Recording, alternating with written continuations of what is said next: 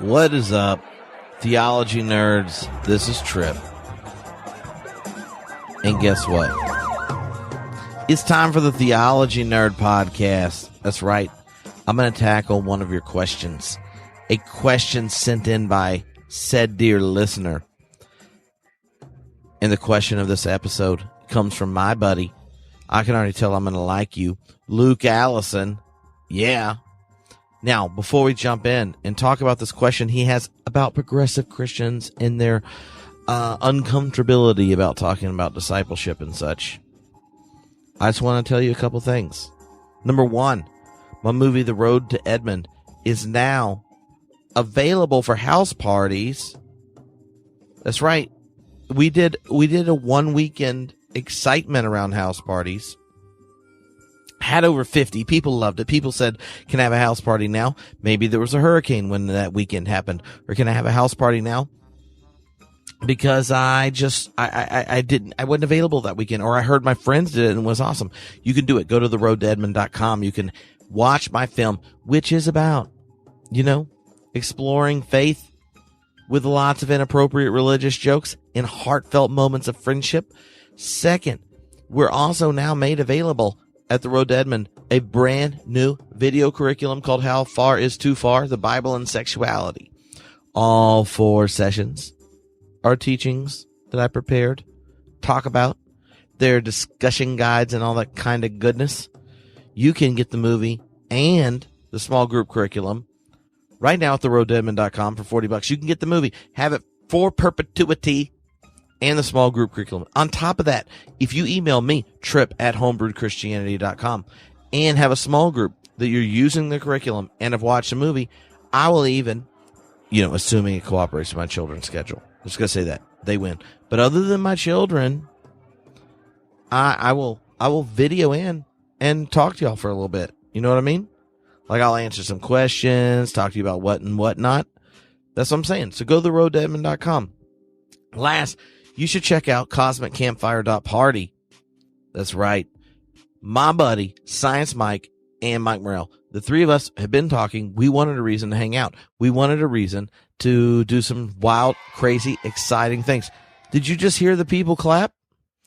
They just clap. You know why? Is it because that's what happens at the end of that track? Or did the Holy Spirit arrange them clapping because they're excited about the Cosmic Campfire? The Cosmic Campfire is 2 things. 1, a reading group. We're going to be launching a pop-up online community of people that are going to read a book called Finding God in Everyone and Everywhere. And we're going to have guests from that book, which include people like Richard Rohr, Cynthia Bourgeois, Marjorie Suhaki, Deepak Chopra, Keith Ward, John Cobb, Rabbi Brad Arson. Yeah. Ilya Dilio. I mean, okay, look, if I went through the whole list, then why would you go to cosmiccampfire.party.com? But when you go to cosmiccampfire.party, there's no .com on the end of it. Because instead of .com, it's .party. You'll find out about what Science Mike Morrell, who I've said should just be Anthropology Mike, so that way I can talk to them when we're on 3-way phone calls, and by that I mean video calls.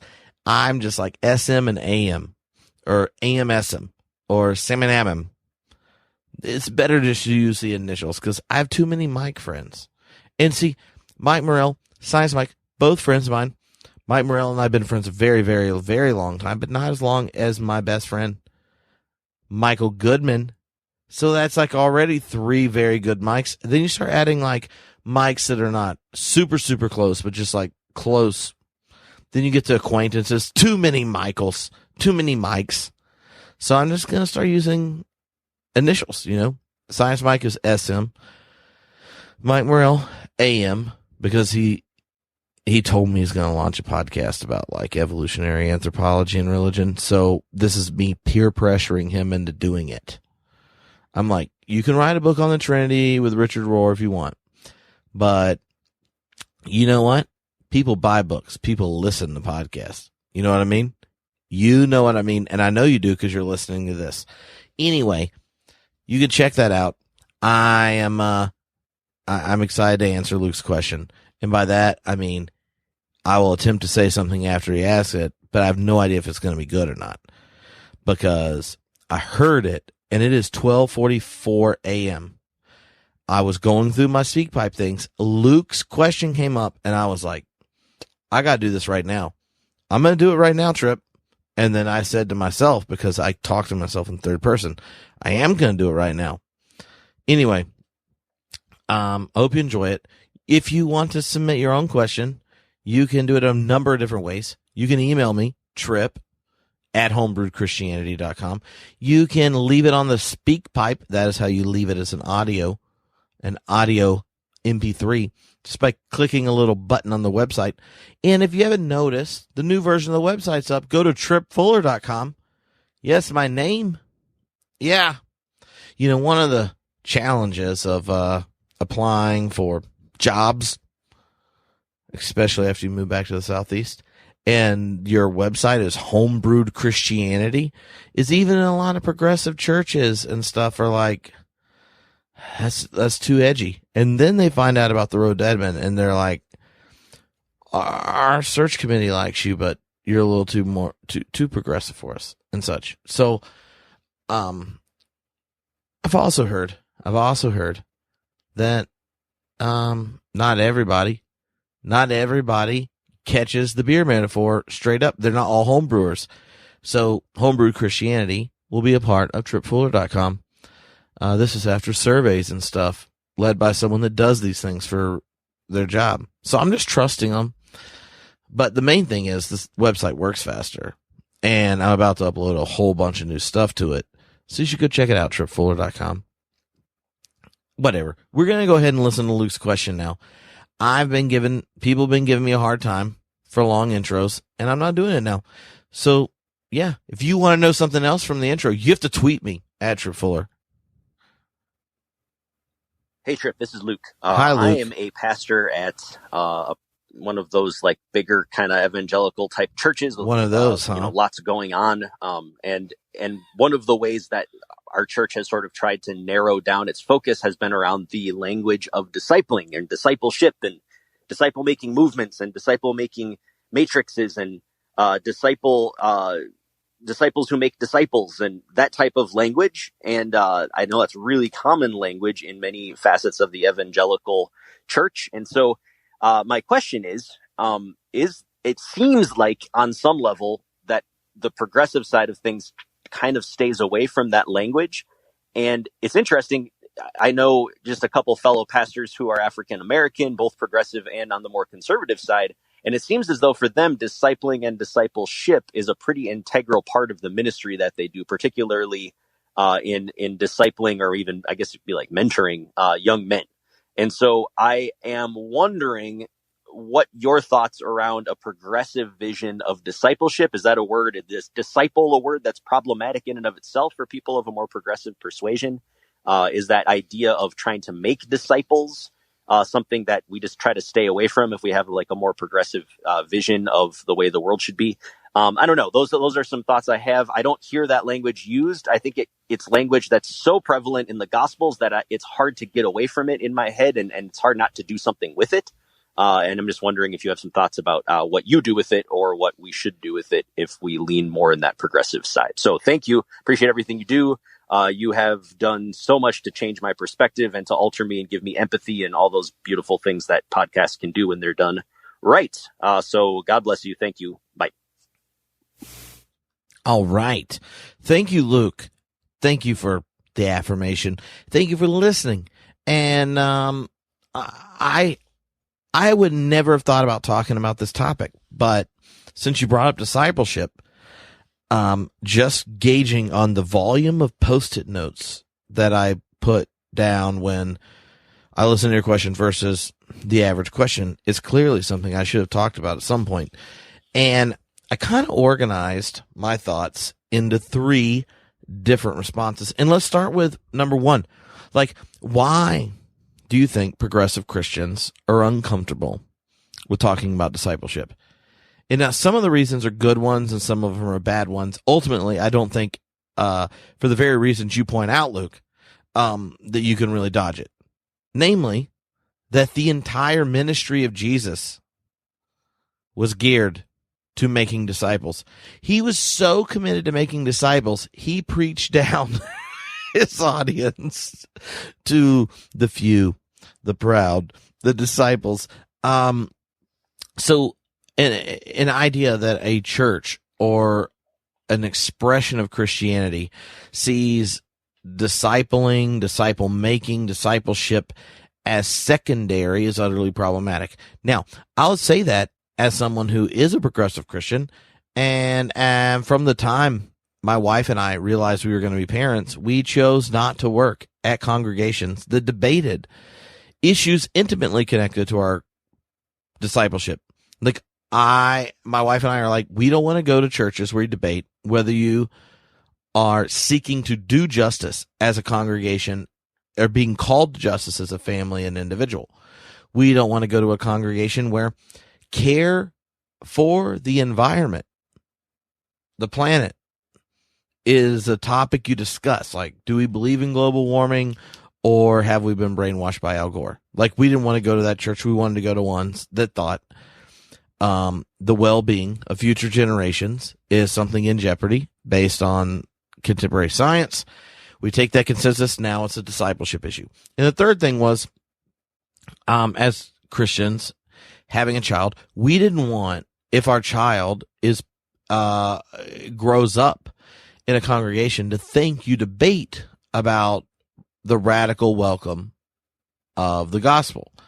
Now, that meant, especially since we're both ordained Baptist ministers, the number of Baptist churches we could work at went down dramatically once you think that the congregation should be the place you seek to live out your virtues and values as disciples, namely around justice, inclusion, and the environment. No, we did that. Okay, here's the thing I found out about progressive Christians who met those kind of expectations. A lot of them are uncomfortable with the idea of being a disciple, making disciples, doing discipling, and having relationships in a religious community of discipline where you're holding each other accountable and calling forth a higher level of fidelity.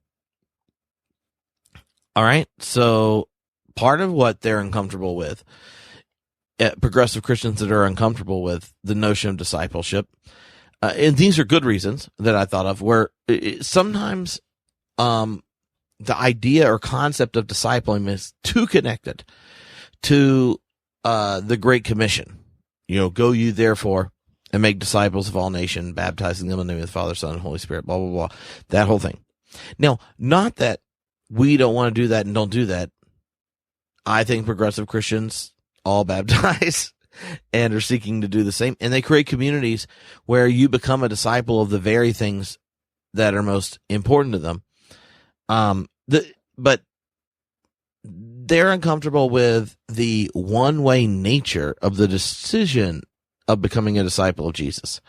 Now, and I'm sure you get this, Luke, but I don't think everyone may not get it immediately, that if becoming a disciple of Jesus is also the time in which you decide your eternal destiny, that you're either going to have eternal conscious torment or bliss, then the idea of like, let's go make disciples in other nations, and the concept of discipling, or at least the language of it, becomes problematic.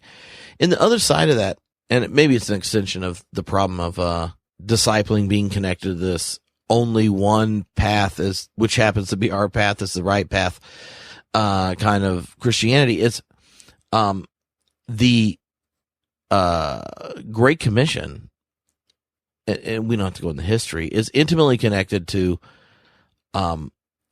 Western colonialism. The go ye therefore of the guy who was killed by empire, Jesus, has been translated through the history of the church as the justification of go ye therefore, not just with the gospel of the homeless dead Jew who suffered under Pontius Pilate, son of God and Caesar of Rome. Not just that guy, but the gospel went with the benefits of, the Holy Roman Empire, the British Empire and all that kind of stuff.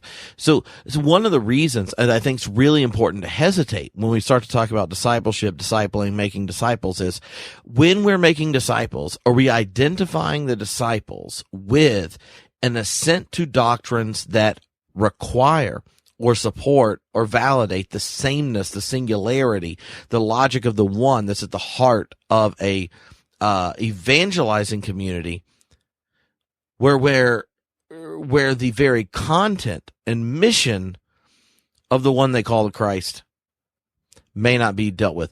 And now I'll agree, and just as someone who gets the wonderful, lucky opportunity to preach and speak and meet people and leaders from tons of different faith communities all across the country. Like in the last 2 months, I've spoke at multiple mainline Protestant congregations, some that are like split politically, some that are very progressive. I spoke at evangelical congregations, which was one of them is more progressive than half the mainline churches I spoke at. Mega church evangelical type of thing, along with charismatic Pentecostal churches, 2 of them, and did pulpit filling at very small mainline Protestant and 1 evangelical church in my area. Like, because I love preaching, I love meeting churches. And here's the thing. When I show up in them, my goal is to affirm the presence and reality of God in their lives and call, provoke, inspire, annoy them into taking the next step in their relationship with God. Because I assume anyone who's been baptized into the body of Christ is a disciple. And as a minister of the gospel and as someone connecting with them, the greatest thing I can do is provoke, inspire, empower, encourage, disturb them into that next step. So I see my own vocation, Tripp does, as a progressive Christian, in a very disciple inspiring one. But there are good reasons progressive Christians resist it, namely like that whole like one way thing connected to colonialism. There are bad reasons too. One that popped in my head is that a lot of progressive Christians or mainline Protestant Christians, as cultural privilege of Christianity has waned, like as it's become easier and easier to no longer, or as it's become easier and easier to, I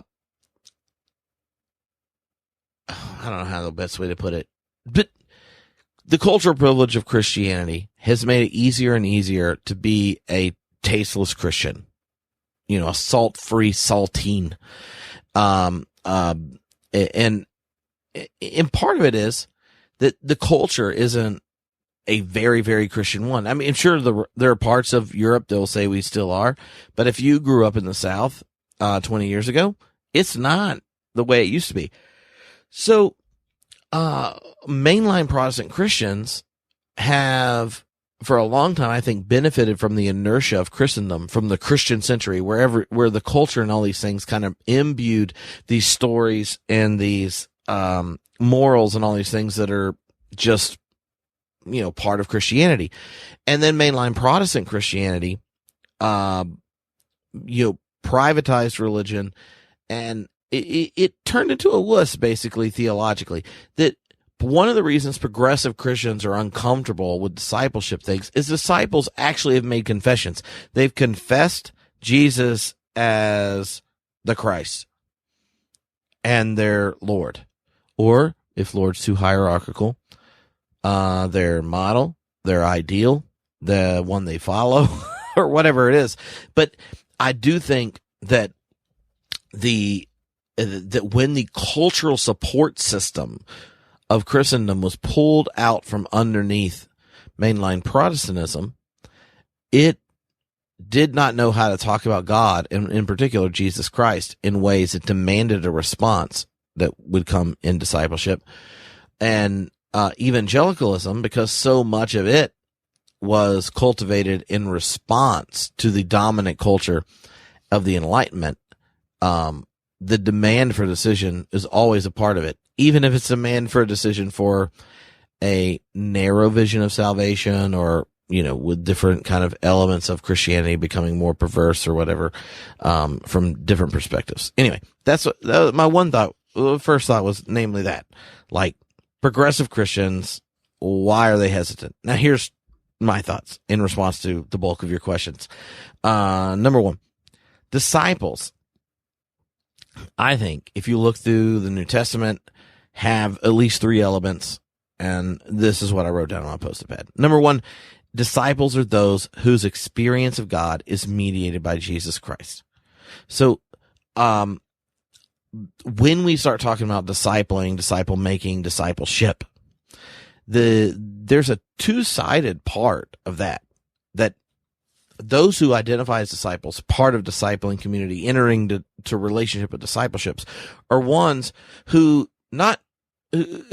experience of God is mediated by Jesus Christ, which means they've made a certain confession about Jesus Christ, about Jesus, the person of Jesus, namely that he's the image of the invisible God, the second person of the Trinity, the firstborn of all creation, whatever. There's so much like kind of poetic and mythical language in the New Testament.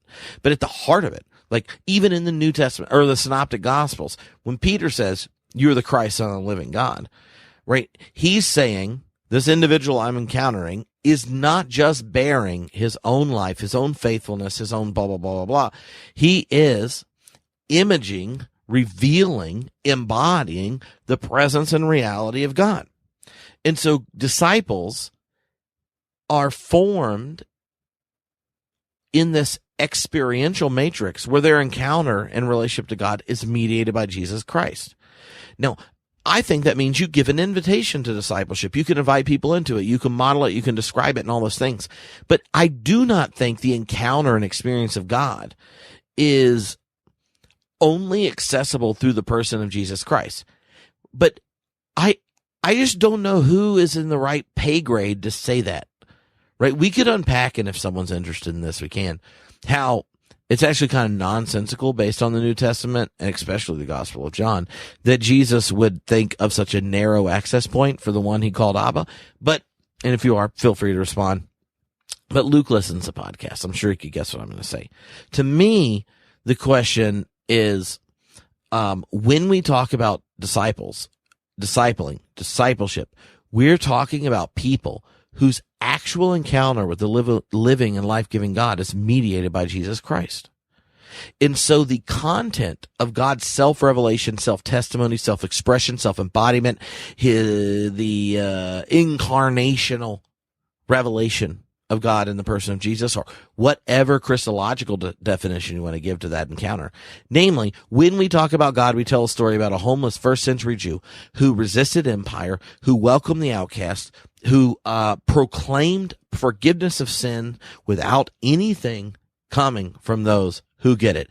And like Jesus, that Jesus is the Christ. So if that story is the one you tell to talk about your encounter with God, that's what it means to be a disciple of Jesus, right? So that means the second point is that like a disciple then is someone who confesses Jesus as the Christ and seeks to follow.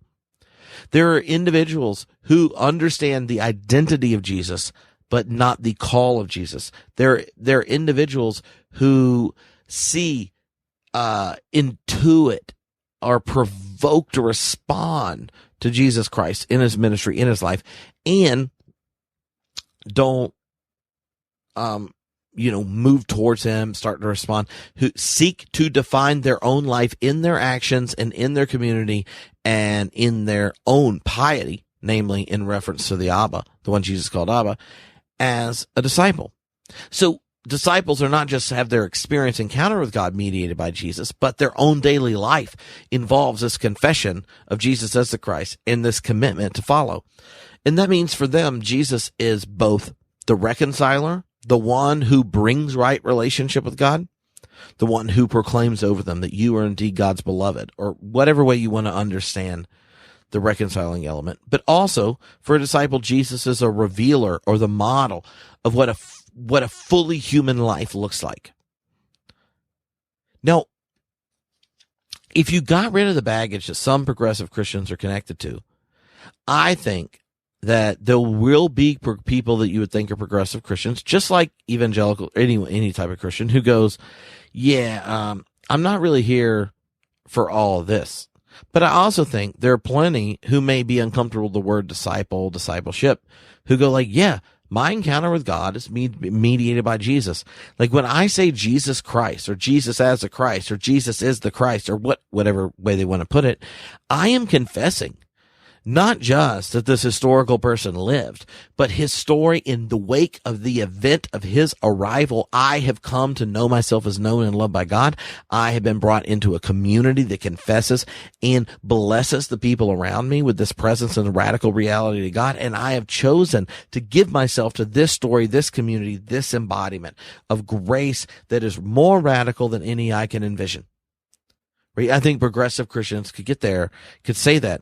And in that sense, Christ functions as their reconciler to reality and to God and the revealer, and serves as a revealer and model of their humanity. Now, I don't have to go on there. I realize that this is a long single answer, but here's the thing. I think the Gospels themselves point to the predicament of discipleship that we face. If you asked, and I remember being asked this by a preacher, and I wrote a whole book about it, so I won't dwell on it, but I remember being asked by preachers in college where different Baptist ministers came to BSU each week. And there's nothing like getting back-to-back weeks of conservative evangelical Baptists that both use like C.S. Lewis. Not my favorite parts of them, but the, is Jesus Lord, liar, or lunatic? And the assumption is we're all clear on what those words mean. And the response anyone gives to is Jesus the Lord, a liar, or a lunatic, is determinative of actually how God sees us and deals with us eschatologically. Here's the thing. The identity of Jesus for disciples is not up for grabs. Those that are disciples have already said, you are the Christ, Son of the living God, just like Peter does. But what the content of that confession means, what it is that God's actually up to in the person of Jesus and in the ministry of the kingdom of God, is missed intensely by the disciples. Peter, the very one that makes the first confession, is the same one when Jesus is coming down the Mount of Transfiguration, says it's time to go to Jerusalem and stuff, all that kind of thing. Like, they're like, why are you going to go there? They're going to kill you. Peter resists Jesus going to Jerusalem and says, look, they're going to kill you there, man. That's a bad idea. We got a good thing going. Let's stay on the outskirts. Let's stay in the dusty suburbs of Jerusalem. And he says, get behind me, Satan. And you don't get what I'm doing. Like, the whole dying part, the whole going to address power at the very heart of the center of political and religious and cultural power is a part of what I'm doing. It's not something to be avoided, right? And then you get James and John debating, like, can I be on your right and he be on your left, and all that kind of thing. And Jesus is like, you don't even know what you're asking. You miss the point. You think when we talk about a kingdom, it needs a king, and I'm the king, and I'm the king who's going to rule just like King Herod or just like Caesar or whatever. And you get the words right. I could be King of King. I could be the Christ, the Messiah, all these kinds of things, but you miss the content. What it means for Jesus to be the Christ is a question that runs through the Gospels. And it begins from the very beginning in the Synoptics, his temptations. Jesus is tempted to do a number of things, jump off the temple, float down like Silver Surfer so everyone believes he's the Christ. That's not a direct translation. Turn a bunch of rocks into bread. Meet people's physical needs, right? It could just turn a bunch of rocks into bread and these people eat. And they're like, oh, that fixes all the problems. But man shall not live by bread alone. And to bow his knee, like, if you bow your knee, I'll put you in charge of everything, Satan says. You could be the new Caesar, and you're nice. Now, okay, as an aside, I might think that somebody should, pull a Judas right now in the United States of America. Bow the knee to Satan, get in charge of the government, and be a little more sane. And you say that because what is I'm thinking of, and what is it so many people that hate Trump are thinking? If the right person was in power, we could fix things, because the type of domineering top-down power is the very space of influence you need to set the world to right. And Jesus resisted. That's the whole point. Jesus is the Christ, and he's a Christ with a very different content than the popular expectations, and even from the content of so many of us who call Jesus the Christ in our congregations today, regardless of what part of the church you're in. And so when we talk about discipling, when we talk about discipleship, when we talk about calling people to discipleship, what it is we're calling people to is an encounter with God that's mediated by Jesus. One where the fullness of their life, their depth, the parts of them they love and the parts of them they don't are affirmed. And what does it mean to live in a community where Christ is at the center? It means that God knows in God's very own heart what it's like to be excluded and cast out. And if Christ indeed is a revelation of who God is, then in the very heart of God is the father or mother who watches their loved one die God abandoned. And so, like, if the experience of God is mediated by Jesus Christ, it changes not just Jesus' relationship historically to power, but God's own relationship. God dies on the cross. God is a cross bearer, not a cross builder. To be a disciple, to be a community of disciples, to invite people to discipleship, is to invite them to experience a God that is mediated by an upside-down vision of power, by a community where all are welcome, especially the outcast and the oppressed and the excluded and the shamed and the harmed. And it means that there's a certain pride that inspires fidelity when you say this one, the excluded one, the cross-dead one is the Christ. When you make that confession and seek to follow it out, it's not a burden to imperial conversion. It's an invitation to identify yourself as a disciple with the least of these and with the margins, and say, this is where God has shown up. This is where God will show up. And if I seek to encounter God, I will go to the margins, to the outcasts, to the table where my own mortality and brokenness is revealed, and to communities of honesty and reconciliation where I confess my own brokenness and hear the words spoken over me that are spoken by God in Christ, that you are God's beloved. I don't think any of that is ultimately foreign to being a progressive person or a progressive Christian. But to me, all of the church is actually challenged in their call to discipleship when the fullness of who Jesus Christ is in Scripture is revealed.